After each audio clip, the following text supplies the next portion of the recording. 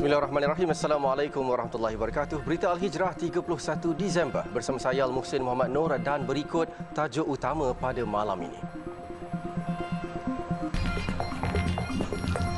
Bernas salur 10 juta ringgit kepada pesawah Pantai Timur. Juga dera kanak-kanak 4 tahun. Tempoh reman 5 individu dilanjutkan.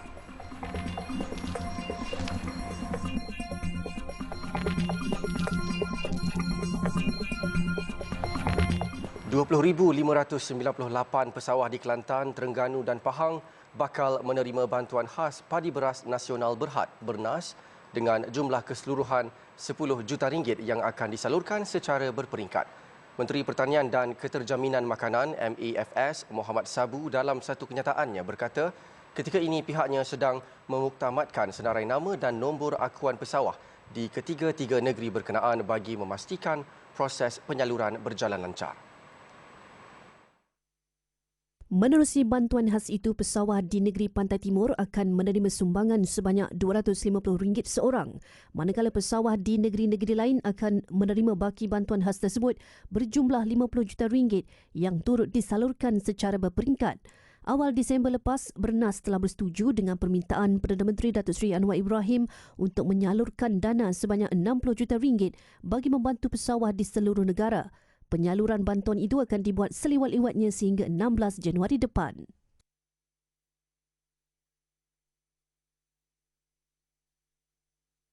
Sebelum kita ke laporan berita, kita saksikan amanat Tahun Baharu 2023 yang disampaikan Perdana Menteri Datuk Seri Anwar Ibrahim di Masjid Putra, Putrajaya. Sallimu ala rasulihil karim wa ala alihi wa sahbihi ajma'in. Saudara Timbalan Perdana Menteri Datuk Seri Zahid Hamidi, Saudara Menteri, Imam dan Tentera Kuasa Masjid, Sahibul Samahah Datuk Mufti Wilayah Persekutuan, para pejabat awam, rakan-rakan, jamaah dan rakyat Malaysia umumnya. Kita panjatkan setinggi-tinggi kesyukuran kepada Allah SWT kerana kita dapat membuat sambutan yang sederhana dengan bermunajat kepada Allah SWT. Suatu peralihan daripada kebiasaan. Sudah berlabuh tirai tahun Masihi 2022 dan kelazimannya ada perayaan. Kerajaan Perpaduan mengambil keputusan membatalkan kerana pertamanya kita masih bergelut dengan COVID-19 yang belum dapat ditangani sepenuhnya. Kita menyaksikan keluarga kita khususnya di Pantai Timur yang sengsara akibat daripada monsun, taifun dan juga musim banjir akhir tahun dan awal tahun depan yang mungkin akan memberi kesan di Sabah dan Sarawak. Inilah ikhtiar kita. Betapapun usaha kita meringankan beban mereka, mengurangkan tekanan, tetapi tidak terlepas daripada fatawakkal 'ala Allah, innallaha yuhibbul mutawakkilin. Kerana Allah sesungguhnya kasih kepada orang yang menyerah kepada Allah SWT. Ikhtiar kita akan kita teruskan. Kita bersyukur kerana kita dapat menjamin suatu suasana politik yang stabil setelah bergelut dengan simpang siur yang seolah-olah tidak berkesudahan. Kita harus memanfaatkan kekuatan yang ada untuk menjana pertumbuhan ekonomi yang lebih meyakinkan. Maka pusat tumpuan kerajaan perpaduan sekarang adalah untuk mencari segala usaha, meningkatkan segala usaha untuk memastikan ada keyakinan terhadap negara. Kerana kestabilan. Ada keyakinan kerana sistem politik dan tadbir urus tata kelola yang lebih baik, yang bersih dari rasuah dan penyalahgunaan kuasa. Dan tentunya untuk awal tahun depan kita dapat senarai pelabur-pelabur dari Eropah, Amerika, China dan India dan juga beberapa negara di sekitar ASEAN yang akan hadir melihat sendiri perkembangan di Malaysia, dan kita harap ada tumpuan baru yang boleh meningkatkan dan memacu pertumbuhan ekonomi yang lebih meyakinkan. Ini perlu kerana negara ini, Malaysia ini adalah negara perdagangan. Selama ini mencatat kadar pertumbuhan ekonomi itu adalah berdasarkan usaha kita menerima pelaburan dalam negara, domestik dan juga luar negara. Apakah langkah harus diambil selain kestabilan politik dan tadbir urus dan tata kelola yang lebih tersusun baik? Ialah dengan usaha mempercepat proses kelulusan, dengan menjamin kepada mereka bahawa Malaysia ini tempat bukan untuk orang pemimpin-pemimpin menggondol kekayaan, bukan mencari helah menerima komisen, tapi berkhidmat lillahi ta'ala dengan ikhtiar kita untuk menjana pertumbuhan dan memberi kebajikan, menjamin kebajikan dan khidmat kepada rakyat dari segi peluang pekerjaan, dari segi kemudahan-kemudahan lain, supaya negara kita dapat mencatat suatu kadar pertumbuhan yang boleh akhirnya memberi kesan kepada rakyat. Pendekatan kita juga berbeza. Kita sudah mendengar lama tentang anjakan paradigma, tetapi kadang-kadang slogan itu bunyinya memukau tetapi tidak diterjemahkan dalam bentuk amal. Jadi sebab itu kita harus teliti apa maksud kita membuat sedikit anjakan paradigma, perubahan daripada cara lama. Ini adalah bagi saya sangat kritikal. Kerana kalau kita gunakan slogan anjakan, umpamanya dalam melihat pembangunan, apakah kita harus izinkan pembangunan dengan gedung raksasa, dengan projek mega, dengan semua kemewahan, tetapi tidak mempedulikan nasib rakyat yang melarat? Mana-mana negara tentunya akan melihat keperluan menjana pertumbuhan. Masjid tentunya lebih besar dan lebih gagah dan lebih indah, ya. Tetapi tidak lari daripada asasnya. La masjidun ussisa 'alat taqwa. Maknanya fungsi asal itu tidak berubah. Begitu juga dalam pembangunan. Kita nak bangunkan negara dengan industri, dengan projek-projek, dengan landasan kereta api dan pelbagainya. Dan ini satu kemestian. Tetapi janganlah dalam keadaan yang sama seperti mana yang diungkapkan oleh Bapak Muhammad Natsir. Jangan sambil membangun kita robohkan. Kita bangunkan gedung dan industri dan projek mega, tapi kita kerobohkan manusia di dalamnya kerana habuan dan perolehan keuntungan bagi syarikat-syarikat besar itu jenuh melimpah rana, tetapi upah kepada pekerja itu terlalu rendah, tidak setimpal ketimbang keuntungan yang mereka peroleh. Kemudian isu yang juga dekat dengan fahaman kita, sikap kita, hidup beragama dan akhlak adalah memastikan bahawa peluang pekerjaan tidak semestinya merendahkan martabat manusia dan merosakkan nilai dan akhlak mereka. Dan masa itu kedua-duanya itu harus dilakukan secara serasi dan tidak dikesampingkan satu aspek. Dan ini perbedaannya.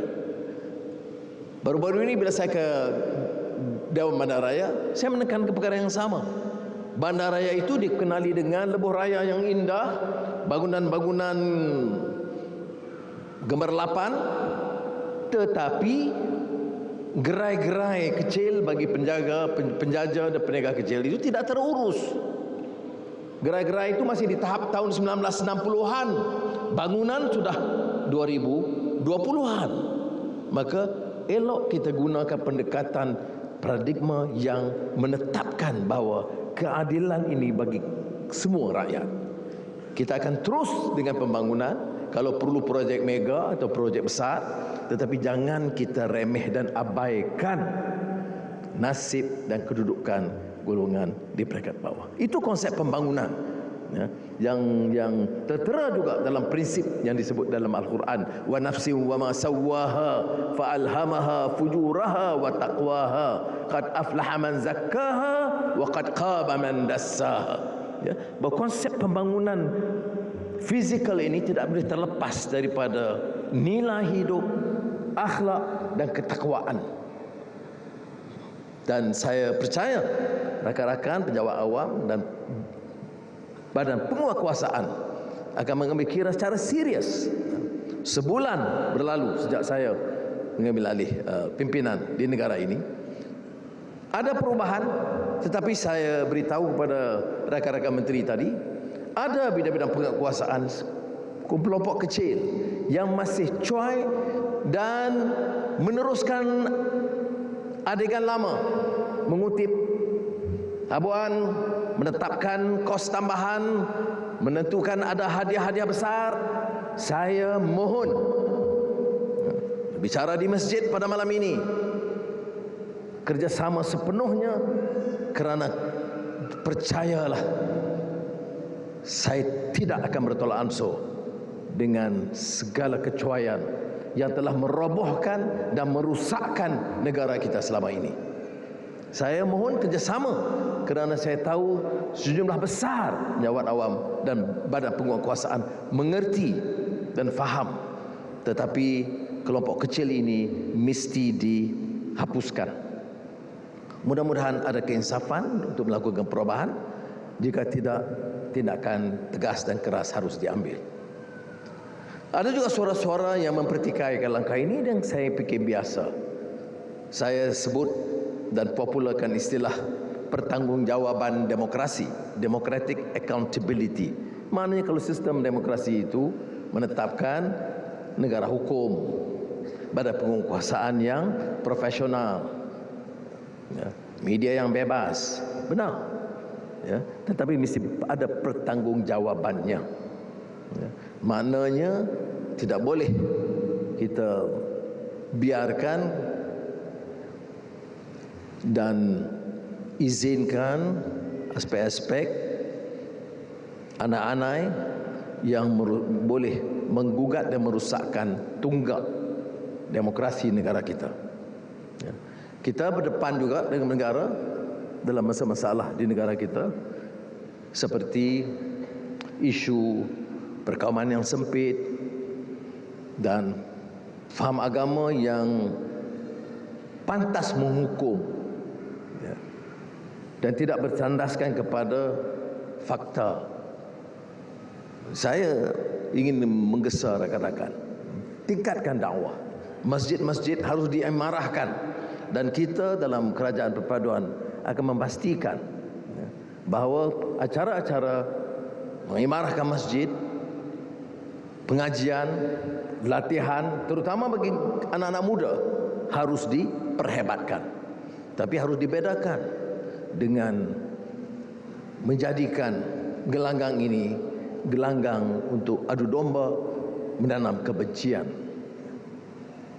Negara ini kita tahu adalah negara pelbagai kaum dan pelbagai agama. Islam tegak sebagai agama persekutuan.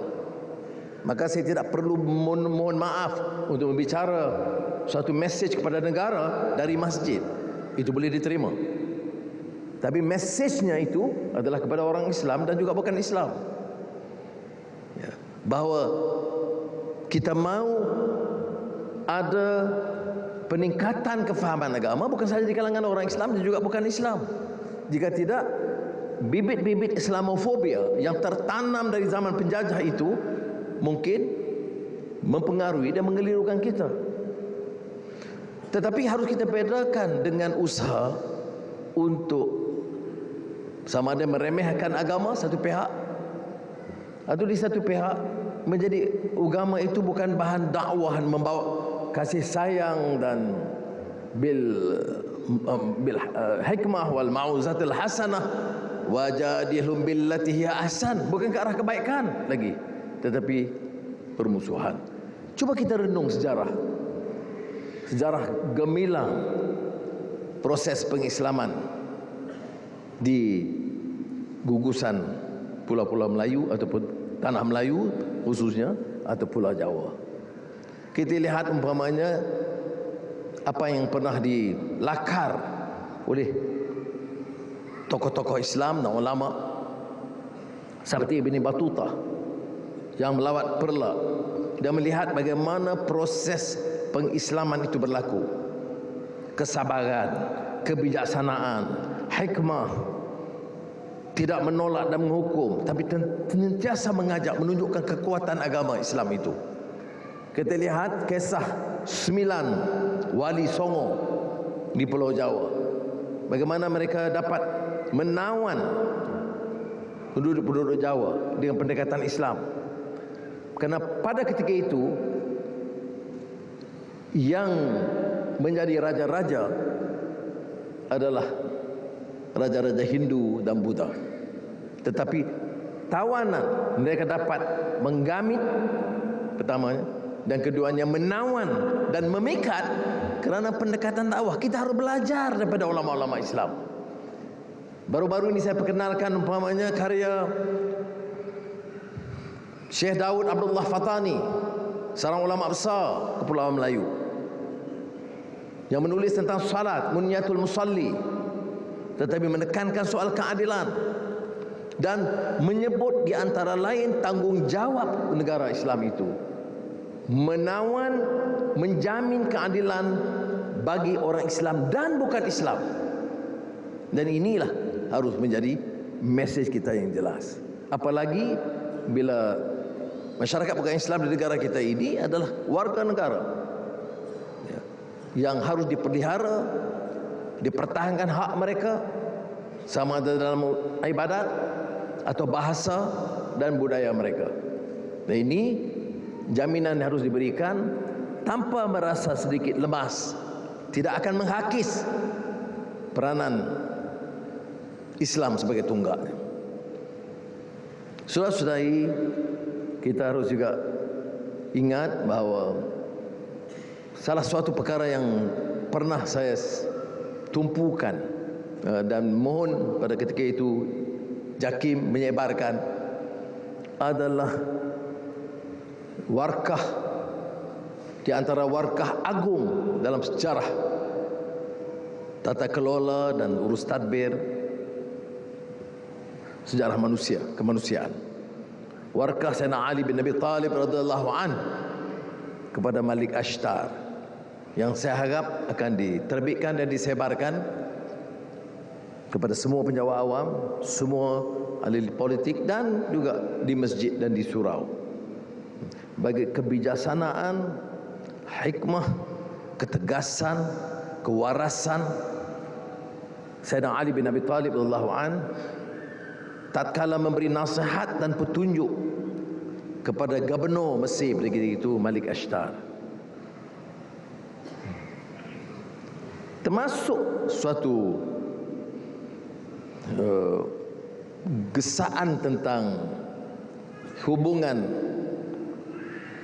umat Islam dengan umat Islam dan Islam dengan bukan Islam. Kadang-kadang dia mengganggu kita kerana dengan begitu diterjah oleh beberapa kalangan untuk memutuskan hubungan. Di antara Islam sama Islam, jawab Sayyidina Ali bin Abi Talib radhiyallahu an, akhukum fid din, saudara kamu dalam agama, kerana innamal mu'minuna ikhwah, itu jelas. Bagaimana kita dengan bukan Islam? Sayyidina Ali bin Abi Talib radhiyallahu an sebut akhukum fil insaniyah, itu sebenarnya dalam soal humanity, kemanusiaan. Penegasan Islam itu luar biasa, unik. Tidak ada ideologi, tidak ada kefahaman sekuat dan sehebat yang ditekankan oleh Sayyidina Ali tentang maksud dan kehebatan Islam. Menerima prinsip kemanusiaan, menghargainya dan mempertahankan hak kemanusiaan. Apatah lagi kita di Malaysia ini. Yesus saudara yang hormati sekalian, saya harap kesempatan ini dapat kita manfaatkan untuk berbuat sesuatu yang lebih bermakna. Kita tidak mahu lihat umpamanya kepinjangan politik itu sesuatu yang berlarutan dan seolah-olah pimpinan politik dan kedudukan itu kesempatan untuk memunggah kekayaan. Saya singgung tadi serangan yang mengatakan seolah-olah kami dalam kerajaan ini terpalit dengan hal sedemikian. Saya nak sebut bahawa sikap kita jelas. Negara ini negara hukum. Badan penguasaan diberikan kuasa sepenuhnya memantau. Sebab itu budaya kesederhanaan, jangan ada pembaziran, memantau semua JLC dan perbelanjaan mereka. Itu kita akan teruskan. Tapi saya nak nasihat juga rakan-rakan saya yang lain yang bercakap soal bersih dan hari-hari saban hari menyerang beberapa tokoh dalam kerajaan perpaduan. Apatah lagi orang-orang yang pernah menjadi Menteri Kewangan, Perdana Menteri, yang tatkala mereka berkuasa itu bukan dipunggahnya ratusan juta ringgit, bilion ringgit dipunggah. Jadi saya nasihatkan bahawa kerajaan ini akan pastikan sekurang-kurangnya sebahagian daripada dana yang dipunggah itu dipulangkan semula kepada rakyat. Ini bukan kecil jumlahnya. Ada yang mengatakan, Anwar, harus kita move on. Yang lalu biar berlalu. Saudara, kalau ada kesan pribadi kepada saya boleh maafkan. Malah saya telah maafkan. Tapi kalau berterusan, tentunya saya akan bertindakan. Tapi kesannya kepada rakyat dan harta rakyat, bukan ada kuasa seorang Perdana Menteri untuk melepaskan puluhan, ratusan atau bilion ringgit yang dipunggah tak kala mereka berkuasa. Maka badan penguasaan harus juga memikirkan bagaimana hela dan cara supaya jangan rakyat ini miskin tetapi terpukau dengan janji dan slogan kononnya bersih, padahal diselaput dengan ratusan juta kekayaan yang dipunggah kepada mereka. Saya sebut hal ini pada malam ini untuk mengingatkan bahawa tugas ini adalah tugas bersama. Ini bukan soal politik kepartian. Ini tugas umat dan rakyat Malaysia. Kalau mau kita jamin negara ini selamat dan terangkat martabat dan harakatnya, maka kita harus ada tekad yang jelas. Hentikan amalan ini, dan bila mana nyata fakta pemunggahan kekayaan begitu besar, maka rakyat harus bersama untuk memunggahkan ini, mengembalikan kepada rakyat. Rakyat biasa untuk mendapat upah RM40 satu hari, sebahagiannya sukar. Maka tidak mungkin kita boleh izinkan orang yang mengumpul RM4 juta satu hari dengan cara yang melanggar dasar hukum. Saya ingin tegaskan ini kerana saya tahu memerangi rasuah, menetapkan tata kelola yang baik, memusatkan perhatian kita kepada rakyat bawahan, itu bukan mudah. Saya sedar. Saya juga bukan lama, bukan baru dalam politik. Tapi saya terima kasih dan bersyukur kerana saya ada pasukan dalam kerajaan yang bertekad untuk melakukan perubahan ini. Dan saya ingin mengajak saudara rakyat, seusainya pilihan raya, kita harus memperkuatkan semangat perpaduan kita dengan satu cita-cita. Kerana selalunya orang bicara soal bersatu, tapi bersatu itu mestilah untuk tujuan yang murni. Ya. Dia wa'tasimu bihablillah jami'an wa la tafarraqu. Dia matlamatnya itu mestilah untuk mendapat berkat dan menjalankan tanggungjawab kita sebagai seorang manusia dan hamba kepada Allah SWT. Mudah-mudahan tahun Masihi 2023 ini akan menyaksikan suatu perubahan yang baik, walaupun saya tidak boleh nafikan kegetiran baik dari segi kesihatan dan juga ekonomi akan terus menggugat kestabilan ekonomi terutamanya. Tetapi saya yakin insya-Allah sekiranya kita ada sikap yang positif membawa perubahan, pimpinan politiknya, pejabat awamnya, badan penguatkuasaannya dan rakyat umumnya dengan suatu matlamat untuk menegakkan satu sistem yang lebih adil kepada semua rakyat negara kita dan menuju ke arah baldatun thayyibatun wa rabbun ghafur. Wassalamualaikum warahmatullahi wabarakatuh.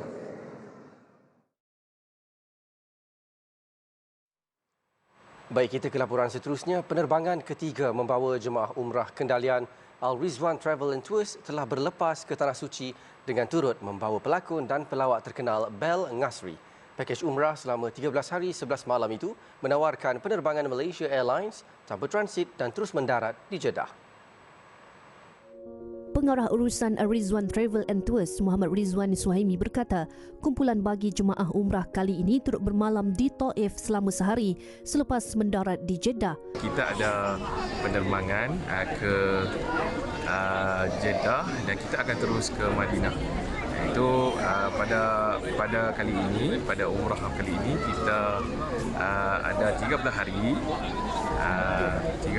11 malam, iaitu 6 hari di Madinah dan 7 hari di Mekah.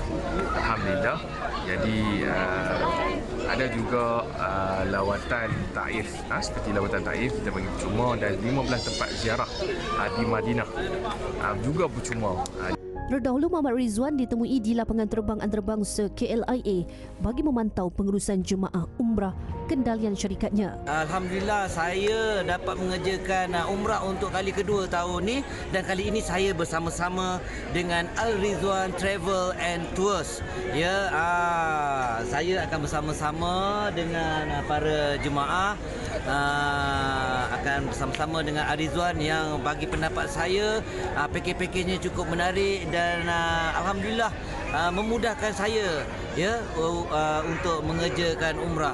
Sementara itu, Al-Rizwan Travel and Tours telah membuka tawaran pakej umrah Ramadan khas untuk penonton TV Al-Hijrah dengan diskaun sebanyak RM300. Ia merangkumi pakej awal, pertengahan serta akhir Ramadan bermula dari RM9,600 sehingga RM15,900 serta tawaran penerbangan tanpa transit. Syarikat pengendali umrah ini mempunyai mutawif yang berpengalaman luas sejak 2016 dan turut memiliki pelbagai sijil pengesahan pelaksanaan bagi setiap ibadah yang dijalankan. Maklumat berhubung pakej umrah Ramadan adalah seperti berikut.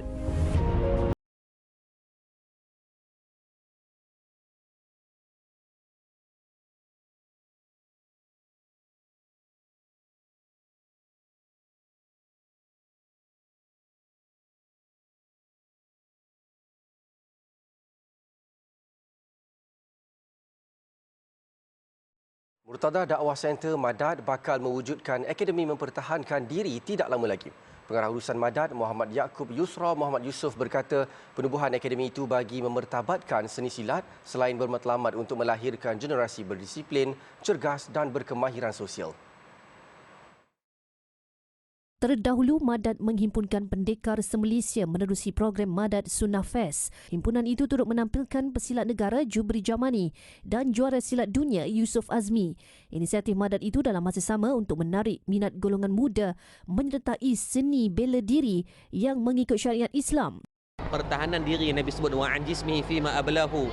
Jasad atau badan yang kuat ini perlu ada kepada orang Muslim itu sendiri. Macam mana kita nak bercerita tentang perjuangan kalau tubuh badan pun cak ayam. Jadi kat situ kita harapkan pada orang Islam khususnya wajib menjaga kesihatan dari segi pemakanan dan ada pakaian sekurang-kurangnya dalam bab mempertahankan diri.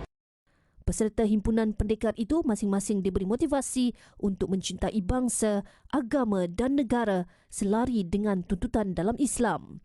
Program ini dalam pada itu memberi ruang kepada pendekar-pendekar untuk duduk semeja bagi membincangkan ramuan bagi penyatuan umat Islam dengan mengambil inspirasi kisah perjuangan Mat Kilau.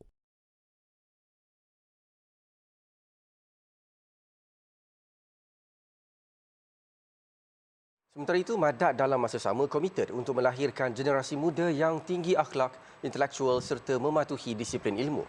Justru Madad mempunyai strategi tersendiri untuk mendekati anak muda menerusi pelbagai platform dan program.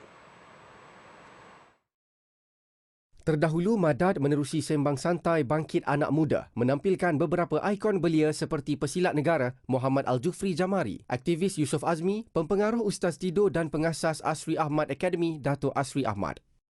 Jadi signifikan tersebut kita mengharapkan satu outcome yang baik kepada orang Kedah secara khususnya untuk mengambil faedah. Tuan-tuan bayanglah boleh belajar semua ni dengan cara percuma. Kalau tak mau lagi tak ada modal dah kita nak buat. Habis meta dah tuan-tuan, kita usahakan agar insya-Allah kesejahteraan itu milik kita bersama, agar sama ada kekuatan di antara rohani dan jasmani. Dan memang signifikan Madad itu sendiri dan objektifnya untuk menarik anak muda. Alhamdulillah kita tengok kekuatan anak muda dalam 3 tahun program-program tahun baru kita lancarkan memang ribuan yang hadir.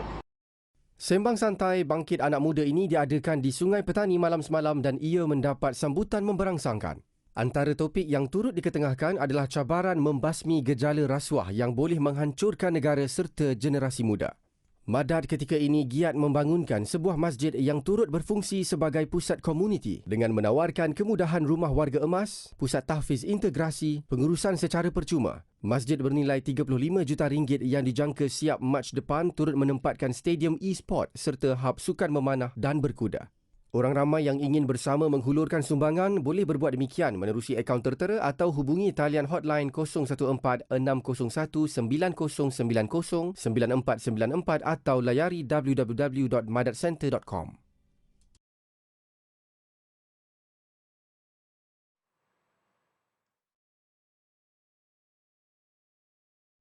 Penduduk di Taman Wadi Iman, Kok Lanas, Kota Baru menggesa pihak berwajib agar menyelesaikan masalah banjir kilat yang berlaku sejak 4 tahun lalu yang didakwa berpunca daripada sistem perparitan. Walaupun aduan telah dibuat sebelum ini, namun ia belum berhasil, malah mereka terpaksa menanggung kerugian akibat kemusnahan harta benda sepanjang tempoh itu. Salah seorang penduduk Muhammad Abdul Hakim Adnan berkata sejak mendiami taman ini, penduduk sering dibebani perasaan bimbang setiap kali hujan lebat. Jadi masalah banjir ni bukannya tahun ni terjadi, tapi sejak tertubuhnya taman ni pada 4 tahun lepas lagi. Dan sefaham saya, masalah ini kami sudah utarakan kepada pihak berwajib.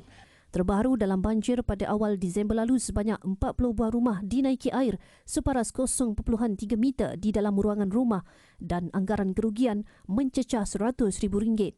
Apabila berlaku banjir. Jadi ada ramai dah pok-pok kita ni pakat nak jual dah berlaku. Termasuk saya sendiri pun serah nak jual dah. Tapi cerita pasal banjir ni nak jual siapa benar. Minta tolong tu je. Siap kita. Secepat mungkin kalau boleh. Sebab hujan lah ni je tak nak cakap boleh 12. Kadang-kadang boleh 3. Tahun lepas boleh 3. Air naik ni betul lah musim banjir kita kata. Sebab masalah ni lokal masalah. Nak minta tolong tu je lah. Terdahulu lebih 20 penduduk mengadakan piket aman di Taman Wadi Iman bagi meluahkan permasalahan yang dihadapi mereka dan mendesak pihak berkuasa mengambil tindakan segera. Sementara itu, Timbalan Pengarah Jabatan Pengairan dan Saliran JPS Kelantan, Marina American Abdullah, ketika dihubungi berkata, permasalahan dihadapi penduduk taman tersebut bakal diselesaikan apabila projek tersebut akan dilaksanakan bermula Mac tahun depan. Menurutnya, pihak JPS dalam proses penilaian tender bagi memilih kontraktor yang berkelayakan bagi melaksanakan projek menaik taraf sistem saliran Taman Wadi Iman dengan anggaran kos RM3 juta.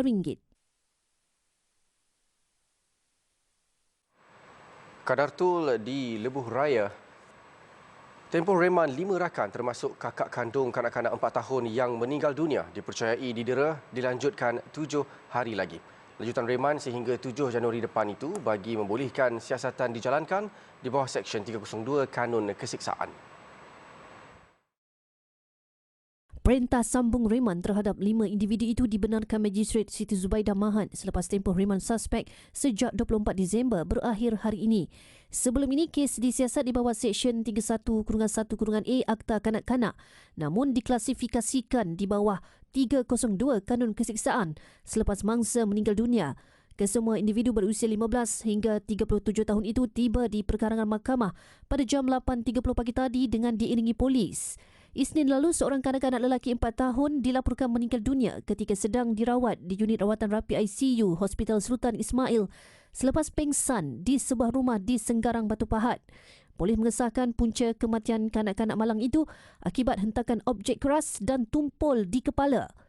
Turut dikesan kecederaan di tubuh badan mangsa termasuk kesan cucuhan api atau benda panas di seluruh badan mangsa termasuk di kemaluan selain digigit di telinga.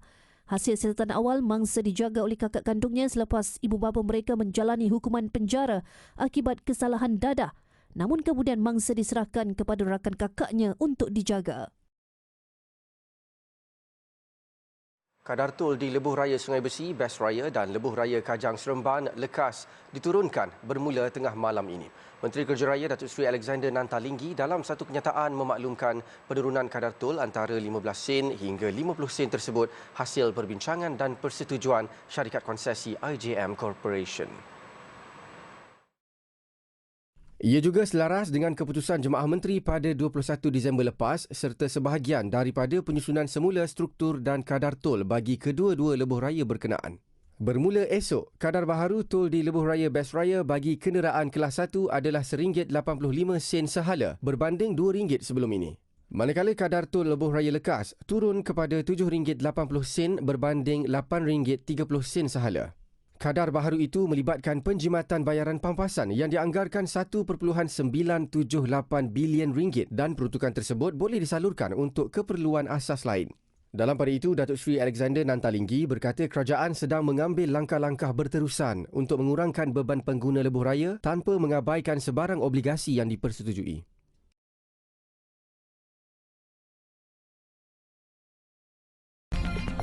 Serangan di terusan Suez, 3 anggota polis terkorban.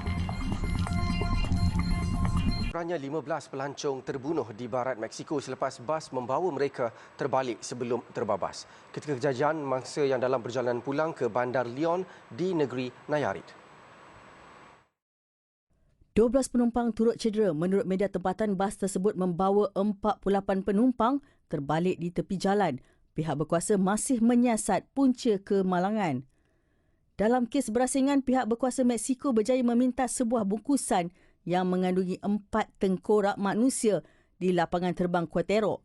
Tengkorak itu dibalut dengan kertas aluminium dan plastik sebelum diletakkan di dalam sebuah kotak kurier di lapangan terbang itu. Tengkorak itu dipercayai Menurut Guardia Nasional dalam satu kenyataan, tengkorak itu dipercayai dikirim dari Apazingan dan dialamatkan ke Bandar Manning, Carolina Selatan.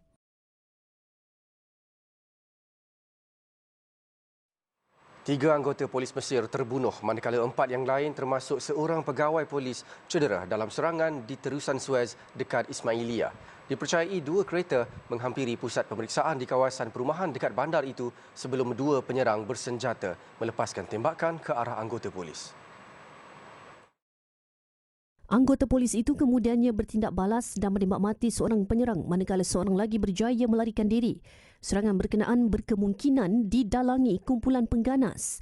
Insiden itu disifatkan sebagai yang pertama seumpamanya dalam tempoh hampir 3 tahun di Tanah Besar Mesir yang sebahagian besarnya terselamat daripada pemberontakan berdarah di Semenanjung Sinai. Namun setakat ini tiada pihak mengaku bertanggungjawab atas insiden berkenaan. Dalam tempoh beberapa tahun kebelakangan ini, serangan terhadap pasukan keselamatan tertumpu di Sinai yang bergolak, yang mana pejuang jihad bergabung dengan kumpulan Daesh. Sekian berita Al-Hijrah, menyusul selepas ini imbasan 2022 bersama Dini Ashraf Salim. Juga hangatkan sambutan ambang Tahun Baru 2023 dengan Hijrah berselawat bersama Ustaz Don Daniel, Ustaz Husaini Mahmur, Intim, Nausihat, Lah Ahmad dan Fad Bocik. Jangan lupa berita Al-Hijrah turut berada di pelbagai platform media sosial seperti Facebook, Twitter, YouTube, Instagram dan TikTok. Layari alhijrahnews.com untuk lagi kupasan mendalam berita dalam dan luar negara serta artikel eksklusif. Saya Al-Muslim Muhammad Noor. Assalamualaikum warahmatullahi wabarakatuh dan selamat Tahun Baru 2023.